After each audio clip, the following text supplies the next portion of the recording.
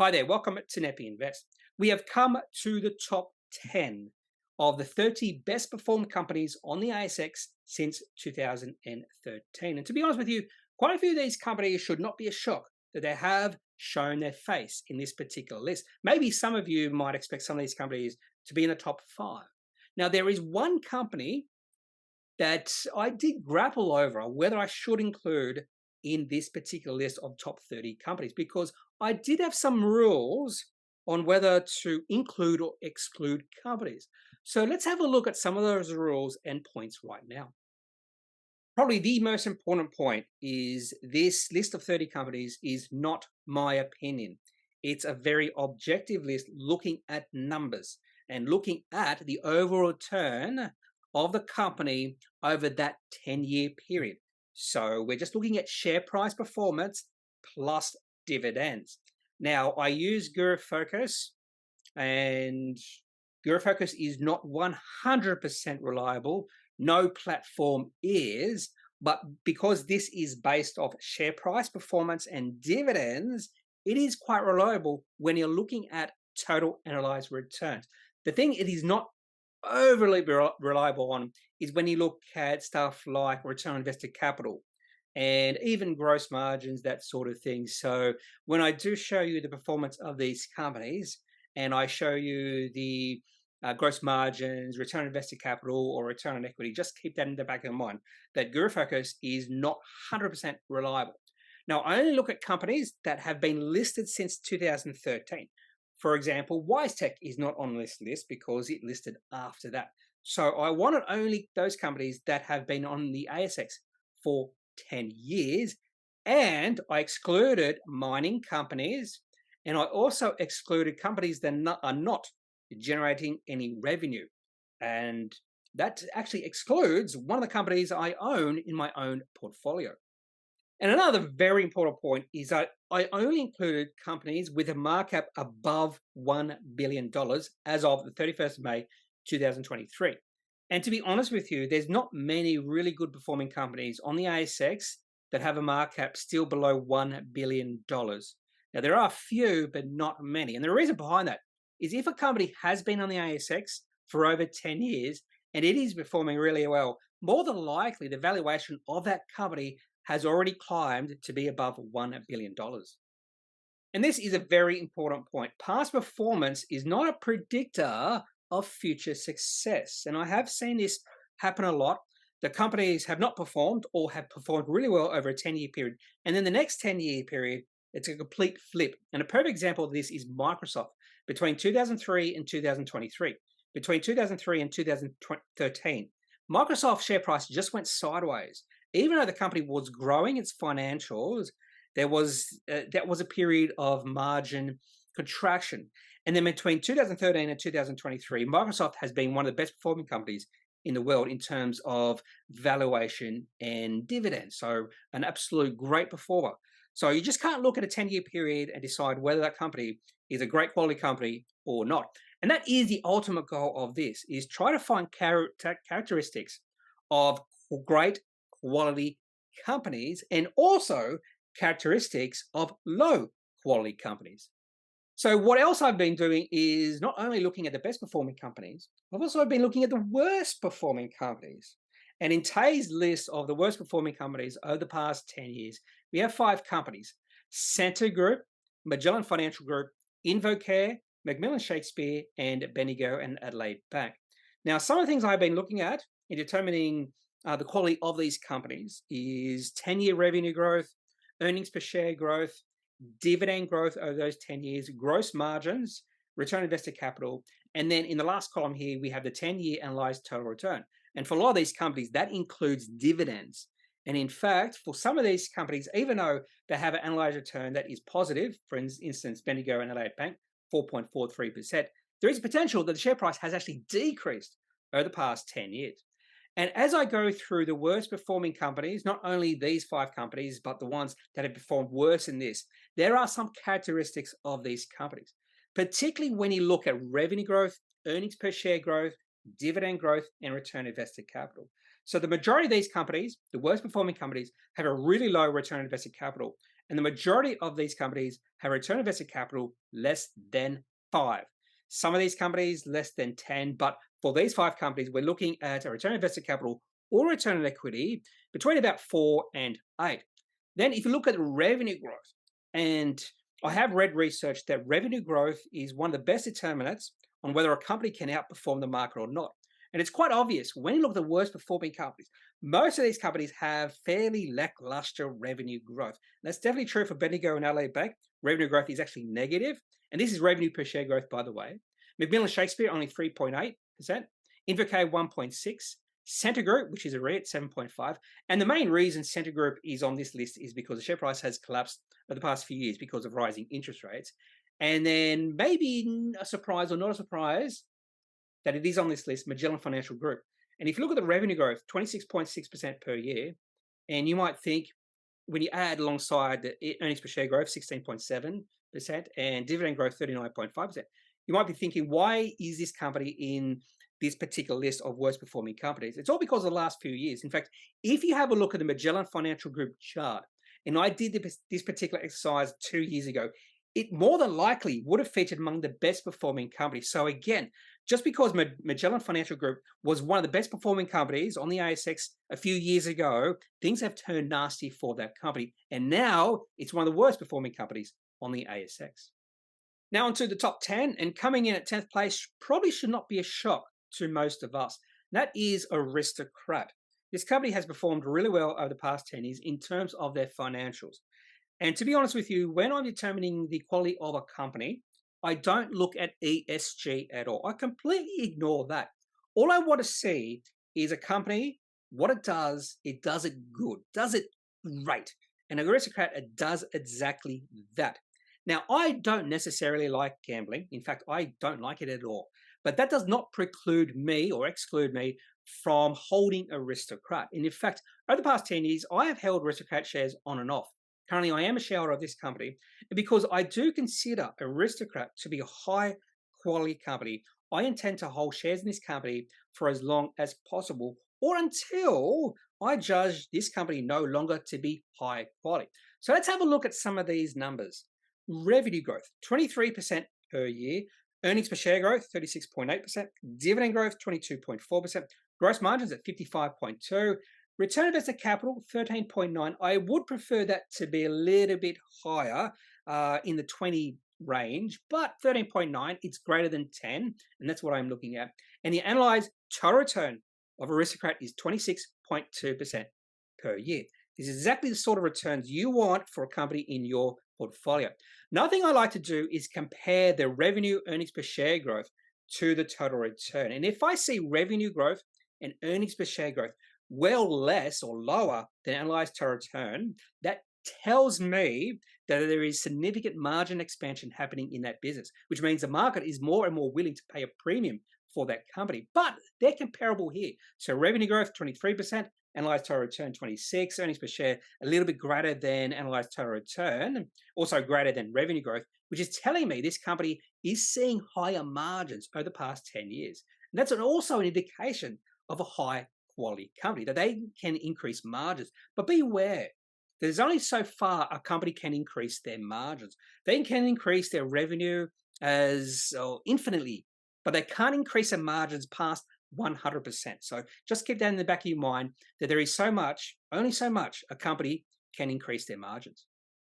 For all companies in this top 30 list, I have been showing you the chart. And to be honest with you, the charts are fairly similar, with the share price going from the bottom left to the top right. That's exactly what I want to see in a chart of any company you have in your portfolio. But the journey of each company has been quite a bit different, maybe subtly different, but definitely different. So the way they get from the bottom left to the top right is a little bit different. And some of these companies, the share price right now is not ideally at the top right, because the share price for Aristocrat is a little bit lower right now than it was at its high. So share price for Aristocrat did reach a high of almost $50 in late 2021. And currently share price is struggling to get back above $40. But still, share price over the past 10 years has definitely increased. In fact, this has been a 10-bagger. Share price has increased from about $4 up to current share price of $40. So having a 10-bagger in your portfolio over a 10-year period is exactly what you want. Coming in at number 9 is not a surprise at all. I totally expected Technology One to be in the top 10. In fact, I thought maybe it would have been in the top 5. Now, this is almost a cult stock on the ASX. Fund managers absolutely love this company. And it seems like fund managers will buy this company no matter the valuation. So let's have a look at how Technology One has performed over the past 10 years. Revenue per share growth, nice at 7.4%. I would prefer that to be higher, to be honest with you. Earnings per share growth at 13, dividend growth at 11.8, really high gross margins at 87.2%. So again, there's only so far this company can increase their gross margins, probably even their net margins and operating margins, but they have increased their margins over the past 10 years. And you can see that just based off the comparison between the earnings per share growth and the revenue per share growth. Return on invested capital really high at 38.7. So that is definitely in my the ballpark of what I'm looking for. In fact, it's well above what I'm looking for in a company. And then the analyzed total return of Technology One over the past 10 years is 27.2%. Now, I once owned this company over 10, actually, it was about 8 years ago. And this has been a mistake of mine to sell this company for a profit. I should have just held this company for the long term because this is a high quality company. But be warned, when you compare the revenue and earnings per share growth to the total return, you see there is a disconnect between the two. So revenue and earnings per share growth around about, well, between 7 and 13%, but the total return is 27.2%, which means this company has undergone fairly significant multiple expansion over the past 10 years, which means the market is more and more willing to pay a premium for this company because the market thinks this company is a higher and higher quality company. And I think the P ratio of Technology One might be about 30 right or 50 right now. If I saw the P ratio get to say less than 30, I would take a position in this company. So I'm a little bit wary that there could be a period of time over the next 5 years or so where the share price of this company just goes sideways at the very least and maybe even down, just because there has been that disconnect. And a lot of the run up in the share price of this company is because of multiple expansion, not necessarily because of financial expansion. But in saying that, the chart for Technology One is absolutely fabulous. This is definitely a bottom left, top right sort of chart. Share price has pulled back a little bit over the past few months. Share price got up to $17 now. It's roughly in the $15 range. And very rarely has the share price of Technology One fallen below the 150-week moving average. Only once in the middle of 2018. And there was a period of time between, say, middle of 2016 and middle of 2018, when the share price of this company fell. So you can see long periods of time when a share price of a high-quality company goes sideways or even falls. That was the time to buy this company. I did take a position in this company well back in, I think it was 2014-15. I took profits when the share price doubled, and really I should have been paying more attention to this company back in 2018. And when the share price got down to, say, $4.50, even $5 was a perfect time to take a position in this company. Even during COVID-19 financial panic back in March 2020, you can't really see the share price dropping all that much. Share price fell below the 150-week moving average for a very brief period of time. We're talking about maybe at least one day, if that. So this is a beautiful chart for Technology One. Now on to the controversial selection. Coming in number 8, we have mineral resources. So remember, I excluded mining companies, but I didn't exclude mining services company. And I will always know mineral resources as a mining services company. However, it has diversified. And now I probably could, or you could argue with me, that this is more of a mining company than a mining services. And I did grapple over this for a while, whether I should exclude mineral resources. But this company has performed really good over the past 10 years. And a lot of fund managers, a lot of those people I do follow, those professional investors I do follow, don't buy mining companies. Yet they do have mineral resources in their portfolios. And I'm thinking about Team Invest. So Howard Coleman, Mark Moreland, they are owners of mineral resources. But if you listen to them speak, they will always say, we don't own mining companies. So that was probably what swayed me to including mineral resources in this particular list. So let's have a look at how this company has performed financially over the past 10 years. Revenue growth, 11.4%. Earnings per share growth, only 6.7%. So I probably would prefer those two numbers to be a little bit higher. Dividend growth at 14.3%. Gross margins fairly high at 89.5%. That's a bit of a shock. Probably would expect that to be a little bit lower. That could be just a function of Guru focus maybe not being 100% reliable. Return on invested capital, 11.7. Again, I would prefer that to be a little bit higher. But the analyzed total return of mineral resources over the past 10 years is 27.8% per year. And that could be a function of this company becoming a bit of a cult stock on the ASX. That those fund managers are just more and more willing to pay a premium for this company. And also could be a function that this is a lithium miner. And lithium miners have performed really well over the past 10 years, particularly over the past 3 years.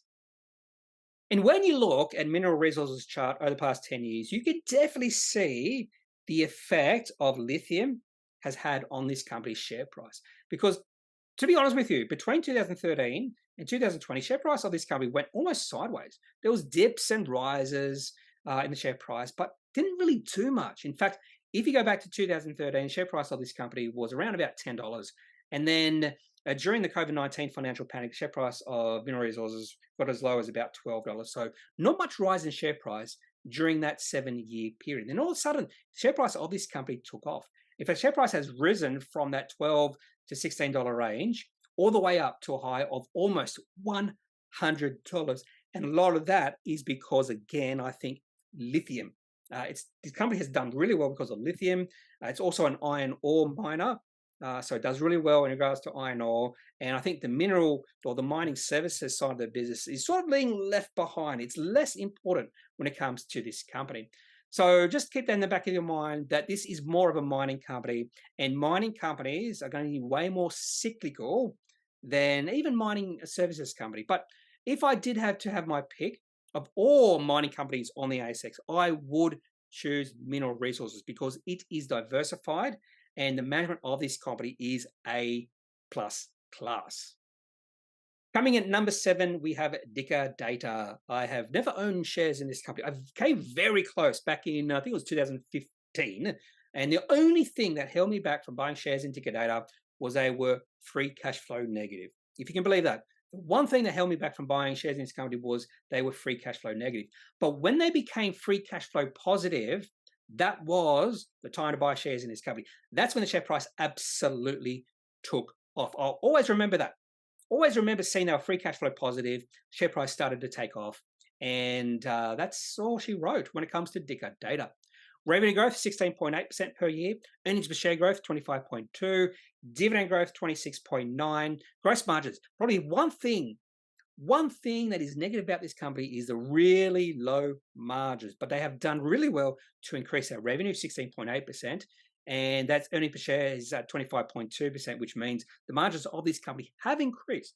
So if you are looking for a company that possibly could increase their margins further over the next 5 to 10 years, maybe Dicker Data is a company for you. But I don't expect the margins to increase all that much, and they will remain fairly low. Return on invested capital, nice at 18.8%. So that's right in the sweet range. And when I say sweet range, I'm talking about more than 20. So it's just shy of 20. And analyzed total return, 33.5% per year. That's absolutely amazing return over a 10-year period. And much of that heavy lifting in the share price was over a short period of time when this company became free cash flow positive. Now, when they became free cash flow positive, they were profitable in operating cash flow positive, but they weren't free cash flow positive. So I think you do, and the inflection point for this company was at free cash flow positive point. So you do have to look at everything when it comes to companies, as it is true for Dicker Data. So now onto the chart for Dicker Data, and I suppose a similar sort of chart than mineral resources, because for Dicker Data between 2013 and 2019, share price was creeping slowly higher. It went from about 50 cents all the way up to $3. So it's a nice six-bagger over a short period of time. But just look at that massive breakout in the share price for this company, start of 2019. So I think maybe that was when they became free cash flow positive. I could be a little bit mistaken in that, or maybe that was back in 2016. I forget totally when, but the share price of this company went from $3 all the way up to $16.50, almost $17 in a few years. You can see that beautiful chart during that time, and the share price high of Dicker Data was actually in the middle of 2021. But the share price of Dicker Data has been struggling over the past few years. In fact, the share price has dropped from $16.50 or near $16.50, all the way down to $8. So share price has halved in a short period of time. So possibly there are some struggles in this company. I don't really follow Dicker Data all that closely. So maybe this is a time to take a closer look at whether the future of Dicker Data is bright or not. Now to a company I have never done any research on, simply because it's in a sector I don't necessarily like. Lifestyle communities coming in at number 6, and possibly that is a mistake.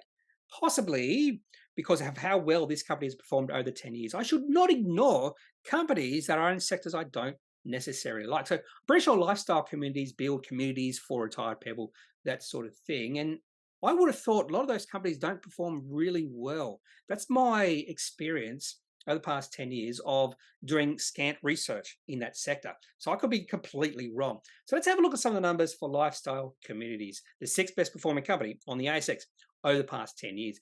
Revenue growth, 13.2%.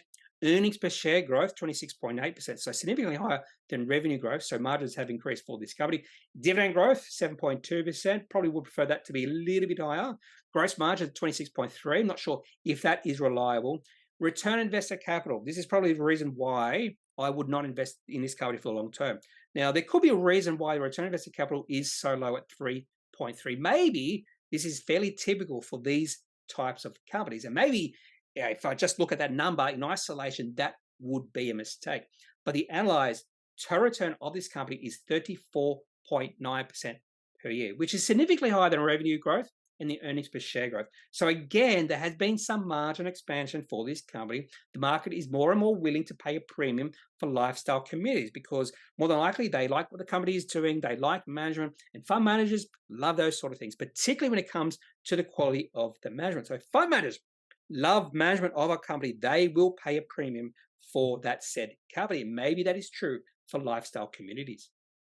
Now, when we look at the chart for lifestyle communities, the share price, particularly from 2013 all the way through to the end of 2021, went from bottom left to top right. Beautiful chart during that period. Share price increased from less than $1 to a high of $24. This was a 24 bagger between 2013 and the end of 2021. And only once did the share price drop below the 150-week moving average, and that was during the COVID-19 financial panic. And then from the bottom of the panic, share price then was $5. The share price was a 5-bagger, went from $5 up to about $24.